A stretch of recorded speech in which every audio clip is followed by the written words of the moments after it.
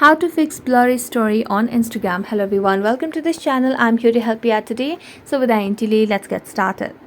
So first of all, launch the Play Store application on your device and search for Instagram just to make sure you have an updated version of the Instagram application.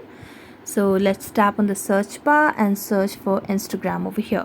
Now, as you can see, there's no option of update, which means we have the latest version of Instagram application. So we can go back and make sure you have stable Wi-Fi connection on your device.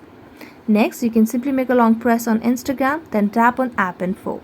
Now, what you can do is tap on the option of Clear Data at the bottom right corner of the screen over here. So let's tap on it and clear the cache, then tap on OK.